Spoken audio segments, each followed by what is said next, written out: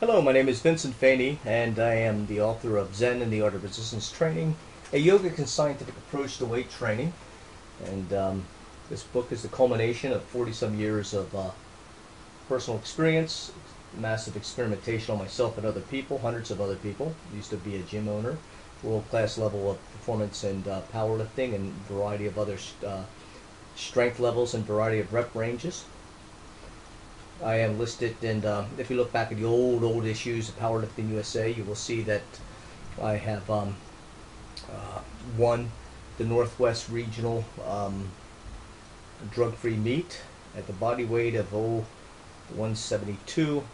I've done 360 in the bench press. I've done at the body weight of actually 165 in my day at the end of the long workout, 410 pounds. And 17, which is 17 pounds away from the world's record at the time. Somebody did fresh. I didn't know that much about powerlifting then.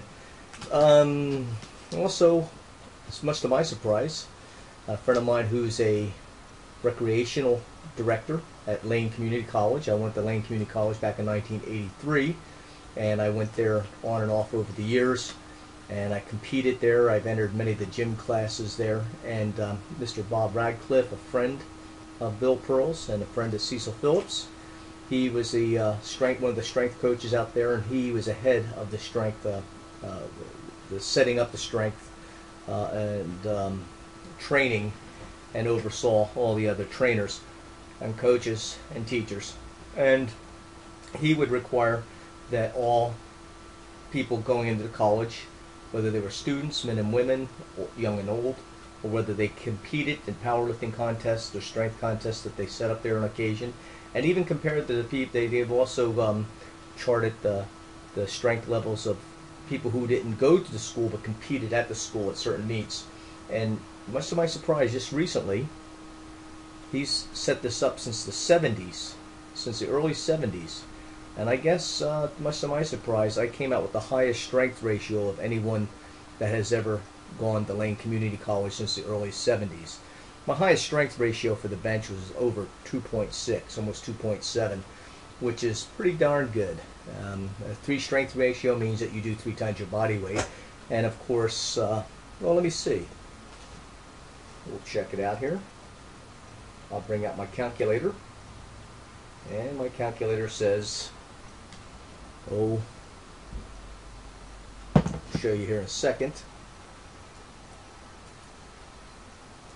Okay, well, we'll talk about that in a little bit. But anyways, this chapter 19, I'm skipping a couple chapters because I'll come back to it later, but chapter 19 in my book is the other aspects of strength. And strength is dependent on many factors. And an improvement of any one of these factors will show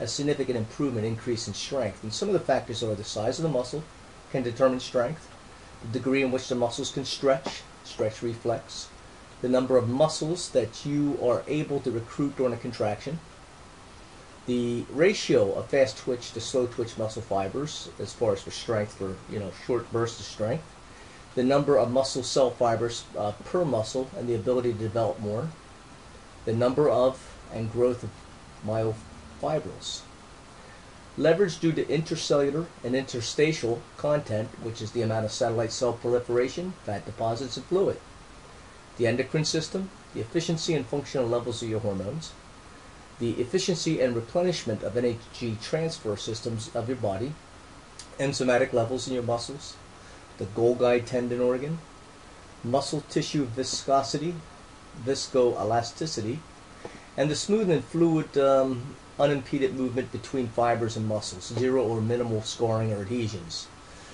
leverages of musculoskeletal system, the difference of muscle fiber arrangements, your focus, mental arousal, non-ordinary consciousness, neural efficiency of your motor units, the distance between the microfilaments that can come in contact to the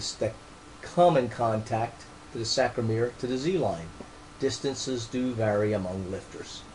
Now, the size of a muscle, obviously the greater cross-sectional size of a muscle does help a person to endure more weight being loaded on their muscle, and also helps to lift more weight. Stretch reflex is very important. A lot of lifters got to train their stretch reflex. so they could get better neural disinhibition. The number of fibers that you're able to recruit. Now I do believe in an all-out movement, and that's what people are trying to achieve. In an all-out movement, you want your muscle fibers to contract completely. A lot of lifters, their muscles don't contract completely. Well, they say now they'll contract. It's either all or none stimulation, but it may not go all the way to the Z line. And if it does, the Z line may not be pushed back as far as it can be. It's estimated you could increase your strength per sacrometer by an extra third. So that would be an improvement. So if you're going for the heaviest lift, the more muscle fibers that you can recruit, because when you're going for, say, a 450 bench, you may be only recruiting a tenth of your muscle fibers to do it. If you could recruit more, then you do 500, 550, and so forth. A lot of people think that the ratio of fast twitch to slow twitch muscle fibers. Conventionally, I think this is correct. Most people just use fast twitch, and the slow twitch don't come into play at all. I kind of have a theory, it's possible, that you may be able to use even your slow twitch muscle fibers during a time that you're going for one big lift, even though your body may switch over and use your slow twitch muscle fibers for running or long distances. I have a whole theory about that, and we'll talk about that another time. The number of muscle cell fibers per muscle. Some people have more fibers per muscle, okay? And it's evidence shown that you could pack through specific training. Most training, when you have hypertrophy with the muscle getting bigger, it's just the fluid and all this other stuff that's involved, the satellite cell proliferation and so forth. And that certainly helps strength. But true muscle gains of lean muscle tissue for greater strength and size, which both of these incidences could happen independently, but come from building more sacromeres, putting in more muscle fibers, laying the groundwork of actual protein, developing the protein structure that is responsible for contraction. So I believe specific training and a good diet beats the growth. That's the hardest thing to do for most people. The efficiency and replenishment of energy transfer system. Certainly rest and nutrition comes into play, but again, the biggest impact on any of this stuff is how you train. So by training specific ways, you could increase the efficiency and the replenishment of your energy transfer systems. Also increase the levels of the enzymatic levels in your muscles between that proper training and nutrition. You could train the Golgi tendons in a specific way to get more of a stretch reflex, to burst out of the hole in a bench or a squat and so forth and so on, or the leap higher, run faster and so forth. And the big thing is to have the smooth and fluid and unimpeded movement between fibers and muscles. And to help this is to try to keep your injuries, your scarring down to a minimal or zero.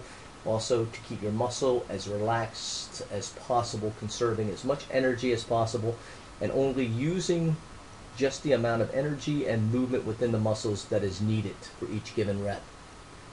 We have leverages, like me. I have great leverages in the squat because I have a long lower leg, short stumpy thigh. So, you know, for me it's just like, I just 1, 2, 3. For a guy with a long lower leg or even a short lower leg but a long thigh, he's going to go down like that. It's going to be a greater angle. So anyways, we do have that. We have that. That's my phone going off. I'm sorry. Now in benching, I have long arms, and despite my poor leverages in benching, I have done 480 touch and go, and if I would have done 500 first, I'm confident I would have got 500 at the body weight of 180 in my 40s. I cannot emphasize enough about focus, mental arousal, and even the use of non-ordinary consciousness when it comes to training and performing. Neural efficiency of your motor units, that is also affected specifically by how you train. And the distance that the myofilaments can contract. Again, we talked about pushing back the Z line. So, anyways, we got all this stuff. Again, number 9, we talk about efficiency and replenishment, different levels of glucose, electrolytes, ATP, fatty acids, amino acids, minerals, and other nutrients, etc. Okay, the level of naturally occurring testosterone, insulin, HGH, and working in relationship with other hormones. Okay. Yes, the greater the size of the muscle, the greater tension muscles can create, thus greater strength it can create. Okay, so you can look through this, and it's pretty intensive. Gives you an example of exactly what's going on. Quote of the day to end with is, we know too much and feel too little. At least we feel too little of those creative emotions from which a good life springs. Bertrand Russell, mathematician and philosopher. Until next time, have a good day.